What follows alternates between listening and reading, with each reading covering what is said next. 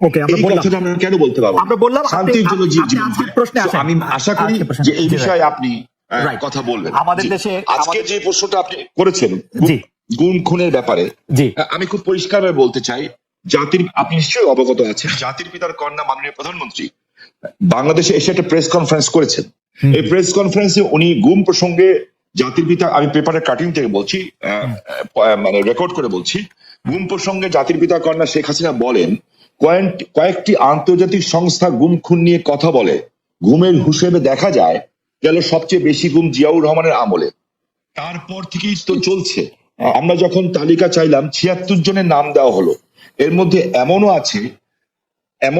আছে আরেকজনকে শায়েস্তা করতে মাকে লুকিয়ে রেখেছে, কেউ বোনকে লুকিয়ে রেখেছে, আবার দেখা গেছে একজন ঢাকা থেকে খুলনা চলে গেল। প্রধানমন্ত্রী শেখ হাসিনার বক্তব্য কি আপনার বক্তব্য? প্রধানমন্ত্রী শেখ হাসিনার বক্তব্য কালকে আমরা শুনেছি, আমরা আমাকে শেষ করে দিলে। জি জি জি, আপনি শুনেছেন, আপনার সমস্ত দর্শক তো শুনে নেই, হ্যাঁ। জি। তো ভারতে পলাতক আছেন, এটা কেমন করে হয়? এমনও হয়েছে যে তালিকায় নাম আছে কিন্তু লুকিয়ে আছে যুক্তরাষ্ট্রে, সেই বিষয়গুলো আমরা তাদের সামনে তুলে ধরেছি। সো মাননীয় প্রধানমন্ত্রী রাষ্ট্রনায়ক, উনি আমার নেত্রী, ওনার যে বক্তব্য, সেই বক্তব্যের সাথে দ্বিমত করার কথা তো নাই। যেমন বিএনপি নেতা সালাউদ্দিন সাহেব, ওনাকে গুম করা হয়েছে, খুন করা হয়েছে বলা হলো, ঠিক আছে। তো বিএনপি নেতা সালাউদ্দিন সাহেবকে তো পাওয়া গেল ভারতে। আপনি লক্ষ্য করে দেখেন, যেমন আমার বন্ধু সহযোদ্ধা ইলিয়াস আলীকে নিয়ে এখনো কথা হচ্ছে। আমার কাছে রেকর্ড আছে যে মির্জা আব্বাস সাহেব বলেছিলেন তখন যে ইলিয়াস আলীর সাথে বিএনপির তৎকালীন অর্থমন্ত্রী, মহরুম অর্থমন্ত্রী, আল্লাহকে বেহেশত নসিব করুক, সাইফুর রহমান সাহেবের অন্তর্দ্বন্দ্ব আছে, এটা একটি অন্তর্দ্বন্দ্বের শিখা। এই যে কথাগুলি আছে, সো কোনো জিনিস ফাইনালি না হওয়া পর্যন্ত, বিচার বিভাগ দ্বারা মূল্যায়িত না হওয়া পর্যন্ত আপনি তো বলতে পারি না who is guilty and who is wrong. Shahin ভাই, আমি আপনাকে একটু, আপনি কি বলেন খুনের কথা, রাইট, জি বলেন। জি, আপনি নজরুল ইসলাম সহ নারায়ণগঞ্জের র্যাবের ক্ষেত্রে আপনি স্পষ্ট বলেছিলেন যে র্যাব এরকম অনেক কাজ করছে, নারায়ণগঞ্জে করছে। জি, সেটি আপনি একটু যদি বলেন যে আপনি এখনো এরকম মনে করেন। আমি বলতে চাচ্ছি, দেখেন, যখন নারায়ণগঞ্জে 7 মার্ডার হলো, আমি কিন্তু উইদিন 45 মিনিটসের মধ্যে, 45 মিনিটের মধ্যে দেশের সর্বোচ্চ জায়গায় আমি এই খবরটা পৌঁছে দিই, কারণ আমার কাছে খবর এসেছিল যে এই ঘটনা র্যাব দ্বারা সংগঠিত হয়েছে, র্যাবের কিছু মানুষ দ্বারা সংগঠিত হয়েছে, এই মেজর আরিফ সহ এরকম যারা আছে, হ্যাঁ। এবং আমি বিষয়টাকে আগের থেকে আজ করছিলাম যে এরকম কিছু একটা ঘটনা ঘটতে পারে, বিকজ তারা ডিস্ট্র্যাক্ট হয়ে গেছিল, যেহেতু আমি এলাকার মানুষ, আমাকে সবকিছু খবর রাখতে হয়, এবং আমি স্বরাষ্ট্রমন্ত্রী মহোদয়কেও জানিয়েছিলাম বিষয়টা যে something is going on, but এত বড় দুর্ঘটনা হবে এটা আমি বুঝতে পারিনি। কিন্তু দেখেন, যখন এই ঘটনা ঘটলো, আমি কিন্তু আমার ভয়েস রেজ করেছি, এবং এই জন্য আমার জীবনের শঙ্কা ছিল, কিন্তু আমি সমর্থন পেয়েছি কার? আমি সমর্থন পেয়েছি জাতির পিতার কন্যা মাননীয় প্রধানমন্ত্রী শেখ হাসিনা। এবং তখন যখন র্যাবের যারা ঊর্ধ্বতন কর্মকর্তা ছিলেন, তারা আমাকে তখন ভুল বুঝেছিলেন, কিন্তু 48 ঘন্টা পার হতে হতে ওরা যখন তদন্ত করে দেখলেন যে আমার কথা সত্য, তার পরিণতিতে কিন্তু সাবজেক্ট এইটা যে খুন হয়েছে এটা সত্য, এটার চেয়েও বড় সত্য হচ্ছে এত বড় বড় উচ্চ পদস্থ ধারীরা এখনো কিন্তু জেলখানায় আছেন, এবং অনেকের যাবজ্জীবন হয়েছে, অনেকের ফাঁসি হয়েছে। আপনাকে শুধু অপরাধ হবে, বিচার হবে কিনা সেটি দেখার বিষয়। শাহিন ভাই, আপনাকে প্রশ্নটি করে রাখি, আমি ফারুক ভাইকে শুনে এসে আপনাকে শুনবো। প্রশ্নটি হচ্ছে যে আপনি নারায়ণগঞ্জের 7 মার্ডারের ক্ষেত্রে যেরকম ভয়েস রেজ করেছিলেন, আইন শৃঙ্খলা রক্ষাকারী বাহিনীর সর্বোচ্চ কর্মকর্তা যারা ওইখানে নারায়ণগঞ্জে ছিলেন তাদের সবার বিরুদ্ধে, এরকম কোন সিচুয়েশন আর এই গত 4-5 বছরে হয়েছে কিনা যে আপনি ভয়েস রেজ করতে পারতেন? জনাব শামীম ওসমান, আপনার নিশ্চয়ই মনে আসে একরামুল বলে চট্টগ্রামের একজন কাউন্সিলর, তার মেয়ে যখন বলছিল বাবা তুমি কান্না করছো যে, এবং তারপরে যখন তাকে গুলি করে হত্যা শব্দ আমরা শুনলাম, সেই সময়ের মধ্যে কিন্তু আমরা অনেকেই বলছিলাম যে এইখানেই এটি শেষ হওয়া উচিত, কিন্তু এটি আসলে শেষ হয় নাই। জনাব শামীম ওসমান। জি, আমি আপনার সাথে 100% একমত। আমি কোন অবস্থাতে একজন মানুষ হিসাবে, পৃথিবীর 800 কোটি মানুষও যদি চায় একজন মৃত মানুষকে জাগিয়ে তুলবে, তা তো জাগিয়ে তুলতে পারবে না, তাই না?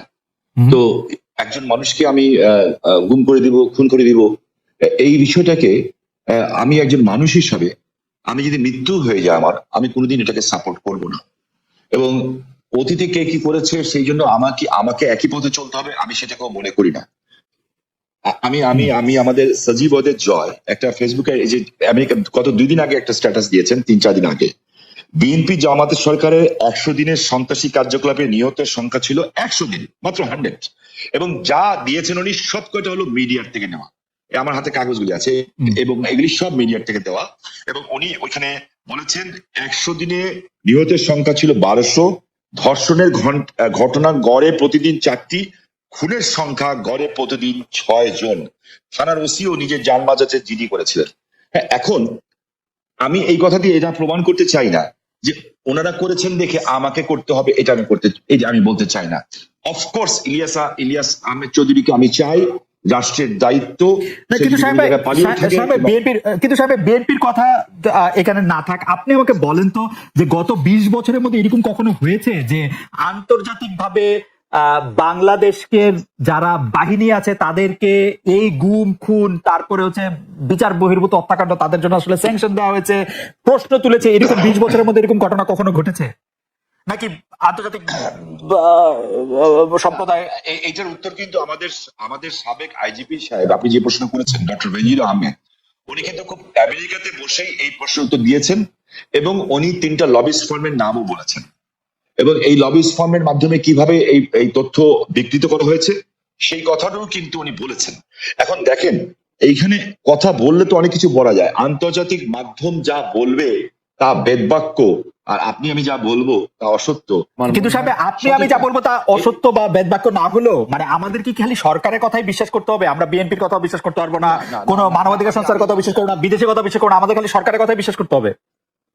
আমরা যেটা চোখে দেখবো এবং যেটা বুঝবো সত্য, আমরা সেটাকেই বিশ্বাস করবো এবং সেটাকে বিশ্বাস করা উচিত। আমি আপনাকে একটা জিনিস স্পেসিফিক্যালি বলতে চাই খুব পরিষ্কার ভাবে, আমি একজন হিউম্যান বিং হিসাবে আমি কোনো ধরনের হত্যাকাণ্ডকে আমি সমর্থন করি না এবং করা উচিত, তাহলে আমি মানুষ হিসাবে গণ্য হবো না। এখানে একটা লিস্ট আছে আমার কাছে, বিশাল লিস্ট।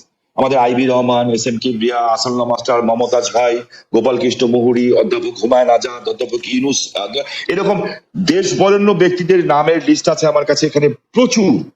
যেমনি এবং ইভেনচুয়ালি ফারুক ভাইদের সময় ব্রিটিশ হাই কমিশনার যখন শাহজালাল বাবার মাজারে গেছিলেন, বোম ব্লাস্ট হয়েছিল, ওখানে কিন্তু মানুষ মারা গেছিল। কিন্তু সাহেব এখন আপনি বলতে কিন্তু চাচ্ছেন বিএনপির আমল থেকে আসতেই পারতেছেন না, আপনি বিএনপির আমলেই থাকতেছেন, আপনি এই আমলে আসেন যে আমলের মধ্যে জাতিসংঘ হচ্ছে বাংলাদেশের 4 জন বাহিনী প্রধানকে আসলে স্যাংশন দিয়েছে, জাতিসংঘ প্রত্যেকবার বলছে এটার কথা, আন্তর্জাতিক মানবাধিকার সংস্থাগুলো বলছে, বাংলাদেশের আওয়ামী লীগ ছাড়া সবাই বলছে। ওকে, এখন যখন ব্যাপারটা এরকম দাঁড়ায় যে অনেক ক্ষেত্রে আপনি শুনেন যে সরকারের পক্ষ থেকে বিএনপির অনেক সমালোচনা করা হয় এবং কেউ কেউ এরকম বলতে চেষ্টা করেন যে বিএনপি কোনো ক্ষেত্রে আওয়ামী লীগের সাথে মিলেও আসলে এই সরকারকে একটু চাপে রাখতে চায়, সেই ব্যাপারটাকে তাহলে আপনি আসলে কিভাবে দেখেন? কারণ আপনি দেখুন, আমি খুব খুশি হতাম আপনি যদি মোর পলিটিক্যাল সাইড বলতে যেতেন। আপনি এমন কতগুলো ব্যাপার নিয়ে আসছেন যে বিষয়গুলো কিন্তু আপনার আমি মনে করি যে এই মুহূর্তে এই দেশের জন্য এই বিষয়গুলো খুব একটা ইম্পর্টেন্ট না, বরঞ্চ ক্ষতিকর। ওকে, আমি খুব কিছু ক্যাটেগরিক্যালি বলতে চাই আপনাকে যে এখন আমাদের সামনে যে বিষয়টা সবচেয়ে বড় প্রয়োজন সেটা হচ্ছে যে একদম পিসফুল ট্রানজিশন টু ডেমোক্রেসি। এটা হচ্ছে সবচেয়ে বড় প্রয়োজন। তার জন্য যে সংস্কারগুলো করা দরকার সেই সংস্কার করার জন্য সময়টুকু নেওয়া। আমরা ওই দিকে যেতে পারলে আমরা মনে করি যে জাতির যে চ্যালেঞ্জ মোকাবেলা করছে সেটাকে বহুলাংশে সম্ভব হবে নেওয়া, একই সঙ্গে আমরা সামনের দিকে এগিয়ে যেতে পারবো। তাহলে কি আপনি সংস্কার নিয়ে একটু কথা বলবেন? কিন্তু আমি আসলে সংস্কার নিয়ে যখন কথা বলতে চাই তখন তো আসলে একটা টাইমলাইন আমার জানতে হবে যে আসলে আপনার সংস্কার আপনার জানতে হবে, কিন্তু আমি তো দিতে নাও পারি না। জি জি জি জি, সেটি আপনার জানাতে তো আমার কাছে খুব বেশি ইম্পর্টেন্ট না। ওকে, তাইলে আপনার কাছে ইম্পর্টেন্ট এখন হচ্ছে যে মানে কোনটা, যে এই সরকার? আমার কাছে আমি খুব পরিষ্কার করে বলেছি, আমি মনে হয় যে আমি কোনো অস্পষ্ট নেই। আমি বলেছি যে এই সরকার যে সংস্কারের কাজে হাত দিয়েছে সেই সংস্কারগুলো তারা দ্রুত শেষ করবে এবং সেটা দশ থেকে বলাও আছে আমাদের যে একটা সুষ্ঠু অবাধ নির্বাচনের জন্য যেটুকু প্রয়োজন সেটুকু করেই তারা যাবে, এটা আমাদের বক্তব্য। কিন্তু তাদের মূল যে 6টা সমস্যা তারা করেছে সেই 6টা যত দ্রুত করতে পারে আমরা মনে করি সেটা দ্রুতই করে দেওয়া সম্ভব। এটা কোনো ব্যারিয়ার না, নো ব্যারিয়ার। ওকে, আপনি কি মনে করেন যে নির্বাচন সুষ্ঠু করার জন্য সংবিধানে উপপ্রধানপতি, উপরাষ্ট্রপতি, 2বারের বেশি প্রধানমন্ত্রী না হওয়া, সংসদ উচ্চকক্ষ এগুলি খুব গুরুত্বপূর্ণ, মানে এগুলি না না, আপনি জিনিসটার ব্যাখ্যাটা বোধহয় আমার মনে হয় যে আপনি আপনার মতো করে দিচ্ছেন। ব্যাখ্যা দিচ্ছি। আমরা যেটা সবাই আমরা যেটা লক্ষ্য করেছি সেটা আমরা দেখেছি যে আপনার বাংলাদেশের যে রাষ্ট্র কাঠামো যেটা জি বারবার পরিবর্তন হয়েছে ৭২ সাল থেকে আপনার কিছুদিন আগে পর্যন্ত শেখ হাসিনা সেটাকে আপনার তছনছ করে দিতে গেছে। এটাকে একটা স্ট্রাকচার আনা দরকার। আগেরটাই যে থাকবে তার তো মানে নেই। আমরা মনে করেছি এই কাজগুলো হলে এটা আরো সুন্দর হয়, যে কারণে আমরা আমাদের মতো করে আমরা 31 দফা দিয়েছিলাম। সেই 31 দফার প্রেক্ষিতে আমরা এই বিষয়গুলোতে আমরা এসেছি। আমরা সব রাষ্ট্রপতি প্রধানমন্ত্রীর যে আপনার ক্ষমতার ভারসাম্য সেটাকে রক্ষা করতে চেয়েছি, এবং একই সঙ্গে আমরা মনে করেছি যে উপরাষ্ট্রপতি হলে সেখানে আরেকটা ব্যালেন্স তৈরি হয়। আমরা মনে করেছি যে আপনার উপপ্রধানমন্ত্রী হলে সে আরেকটা ব্যালেন্স তৈরি হয়, একটা মন্ত্রীদের মধ্যে প্রধানমন্ত্রীদের মধ্যে ক্ষমতার ভারসাম্য সৃষ্টি হয়। Democracy and parliament form of democracy, এটা তো আপনার কারো কাছে সুনির্দিষ্ট একক ব্যক্তির হাতে ক্ষমতা থাকে না, right, parliamentary form of democracy বেশি করে। সেই জিনিসটাই আমরা করার চেষ্টা করেছি। আপনি আসলে এটি আমাদের স্বীকার করতেই হবে যে আপনি বরাবরই এই ব্যাপারে কনসিস্টেন্ট। আপনি সারা এই ব্যাপারটি এমনকি অগস্টে শেখ হাসিনা পালিয়ে যাওয়ার পর সেই অগাস্ট থেকে আপনি বলে আসছেন যে আওয়ামী লীগকে বাদ রেখে নিষিদ্ধ করে নির্বাচন, গণতন্ত্র ঠিকঠাক চর্চা হবে না। আমি প্যারাফ্রেজ করছি, correct me if I am রং। প্রধান উপদেষ্টা ডক্টর মোহাম্মদ ইউনূসও সম্প্রতি সরাসরি বলেছেন বিএনপি যেহেতু চায় না সেহেতু আওয়ামী লীগকে নিয়েই নির্বাচন হবে। আওয়ামী লীগ নিয়ে আপনাদের এই অবস্থানের কারণ কি? প্রতিপক্ষের নিষ্ক্রিয়তার আমার মনে হয় এই জায়গায় বলতে বাধ্য হচ্ছি যে প্রফেসর ইউনূস সাহেব সঠিক, আমরা যেটা বলেছি সেটা সঠিকভাবে প্রেজেন্ট করেন নাই। কারণ আমরা চাই, এ কথা আমরা কোথাও বলিনি। আমরা বারবার একটা কথাই বলে এসেছি যে আওয়ামী লীগ একটা রাজনৈতিক দল, সে রাজনীতিতে থাকবে কিনা, নির্বাচন করবে কিনা, it will be decided by the people, not by any particular political party. আমি একটা রাজনৈতিক দল, আওয়ামী লীগ একটা রাজনৈতিক দল। আমি মনে করি এটা আমাদের জন্য শোভনীয় নয়, শালীন নয় যে আরেকটা দল থাকবে কি থাকবে সেই সম্পর্কে কমেন্ট করা। ওকে, পরিষ্কার। নির্বাচনেই সিদ্ধান্ত হবে যে আওয়ামী লীগ থাকবে কি থাকবে না। তাহলে হচ্ছে যে আপনাদের সাথে এইটা নিয়ে ডক্টর ইউনূসের আসলে সেই অর্থে কথা হয় না। আপনি বললেন যে সেটা আসলে হয়তো উনার কাছে ভুল উপস্থাপন করা হয়েছে বা উনি ভুল বুঝেছেন। আমি জানি না উনি কিভাবে বলেছেন উনার বক্তব্য, কিন্তু আমরা এই ধরনের কোনো বক্তব্য দিইনি। দর্শকদের মধ্যে অনেকেই একটি প্রশ্ন করছেন, একটু যেটি হচ্ছে যে আপনি গত 15 বছরের, বা যদি আমি বলি যে শেষ 7-8 বছর আপনি অনেক বেশি যার সাথে মাঠের রাজনীতিতে আপনার কথার লড়াই হয়েছে, সে ওবায়দুল কাদের সাহেব একবার বলেছিলেন যে আপনার বাসায় গিয়ে উঠবেন এবং উনি এখন কোথায় আছেন সেটি জানেন না। আপনি জানেন কিনা এটি কেউ জানতে চাইছেন। আমি এই ধরনের আশ্রয় চেয়েছিলেন কিনা তিনি, আর কি প্রশ্নটা অনেকটা। আমি এই ধরনের প্রশ্নের উত্তর দেই না। ওকে, এটাকে আমি মনে করি যে রাজনীতিটা এটা খুব ইম্পর্টেন্ট না। ওকে, ঠিক আছে, আমি নেক্সট প্রশ্নে যাই। প্রশ্নে যাওয়ার আগে আসলে আপনার একটি কোট নিয়ে আমরা দর্শকদের কাছে জানতে চাইছিলাম যে সংবিধান সংস্কার হতে হলে নির্বাচিত সংসদ দরকার বলেছিলেন জনাব মির্জা ফখরুল ইসলাম আলমগীর। এই অবস্থান সঠিক বলে মনে করেন কিনা? এই অবস্থান সঠিক বলে মনে করছেন শতকরা 35% দর্শক, শতকরা 65% দর্শক মনে করছেন যে এই অবস্থান সঠিক নয়। 75,000 দর্শকের মধ্যে ভোট দিয়েছেন। আপনি এটা নিয়ে মন্তব্য করলেও করতে পারেন। অনেকেই মনে করছেন যে আগে সংস্কার হওয়া উচিত, পরে নির্বাচন হওয়া উচিত। এই ব্যাপারটিতে কি আপনার কাছে মনে হয় যে এটিতে আসলে কোন একটা রেফারেন্ডাম দেওয়া উচিত, বা এটি আসলে? দেখুন, রেফারেন্ডাম দিলেও তো আপনার কনস্টিটিউশন অ্যাসেম্বলি লাগবে। রেফারেন্ডাম দিবে কে? আপনার মূল জায়গাগুলোকে আপনার ওইভাবে আলোচনা করতে আসলে না, আপনার যে আসলে এই সিদ্ধান্তগুলো নিতে হবে তো একটা ইলেক্টেড বডি। রাইট, সেই ইলেক্টেড বডি কনস্টিটিউশন অ্যাসেম্বলি হতে পারে, পার্লামেন্ট হতে পারে। আপনি সংবিধান যখন আপনি পাস করবেন, এই সংবিধান পাসটা করবে কে? করবে হুইজ দ্য অথরিটি?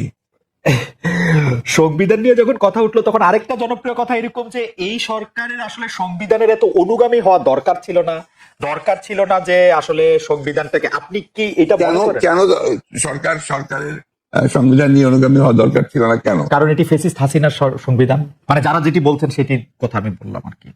বিষয়টা তো হচ্ছে কি, ফ্যাসিস্টের সংবিধানকে আপনি বিপ্লব করে উড়িয়ে দেন, বাতিল করে দেন, সেটা আপনারা করেন নাই। সেটা তো এই সরকার করে নাই, বা তারা করতে পারে নাই।